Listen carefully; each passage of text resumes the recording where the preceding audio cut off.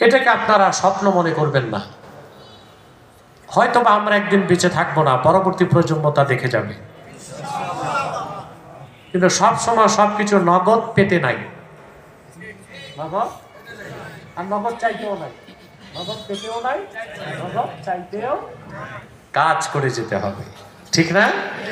আমরা আজকে খেলাফার কথা বলছি। 15 বছর আগে আমি খেলাফার কথা বললে অনেকে হাসতো যে এখন আবার কিসের খেলাফা।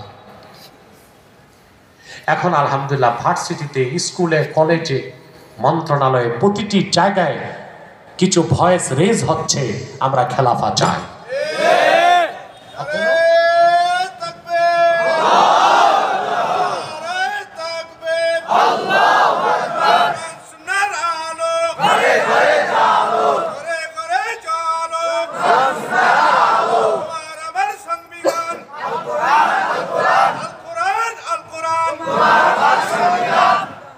আল্লাহ কবুল করুন, এই স্বপ্ন পূরণ হলে আল্লাহ আমাদের মৃত্যু দিক, বলেন আল্লাহ।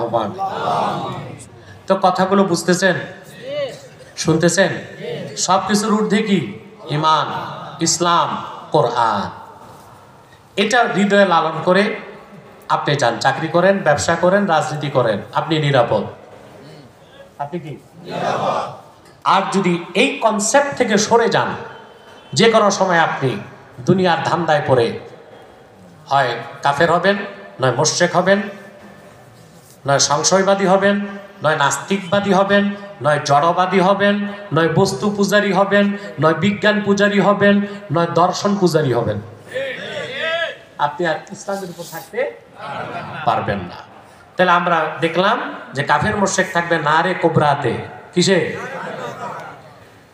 ثم لا يموت فيها ولا يحيا। কাফের মুশরিক জাহান্নামে চিরকাল শাস্তি পাবে, ওখানে তারা মরবেও না, বেঁচেও থাকবে না, তাদেরকে চিরকাল শাস্তি দেওয়া হবে। বুঝতে পারছেন? প্রতি মুহূর্তে চামড়া বদল করে দেওয়া হবে যেন নতুন শাস্তি উপভোগ করতে পারে। আল্লাহ কোরআনে ১৫০০ বছর আগে যা বলেছেন, মেডিকেল সায়েন্স ১৫০০ বছর পরে অবাক হয়ে তা বিশ্বাস করে নিয়েছে। চামড়ার 3টা স্তর, কয়টা? আপনি যদি চামড়ার 3টা স্তর উঠায় ফেলেন, আপনাকে আঘাত করলে আপনি আর ব্যথা পাবেন না। সূচ দিয়ে ঘাই দিলে ব্যথা পাবেন না, চাকুতে কাটলে কষ্ট পাবেন না, কারণ এই ব্যথা, বেদনা, সুখ, শান্তি এটা গ্রহণ করে উপভোগ করে কে? চামড়া। এই জন্য আল্লাহ তাআলা জাহান্নামীদের চামড়া বদলায় দিবেন প্রতি মুহূর্তে, যেন শাস্তিটা পেতেই থাকে। দেহটাকে বিশাল আকৃতি করে দিবেন, সেখানে তারা মরবে না, আবার বেঁচেও থাকবে না। এরপর আল্লাহ মুমিনদের প্রসঙ্গে বলেন, قد أفلح من تزكى। সফলতা লাভ করেছে সেই যে তার হৃদয়কে পবিত্র করলো, বলেন সুবহানাল্লাহ। ওয়া যাকারা ইসমা রাব্বিহ, রবের নামের জিকির করলো, ফাসাল্লা, আর 5 ওয়াক্ত নামাজ পড়লো।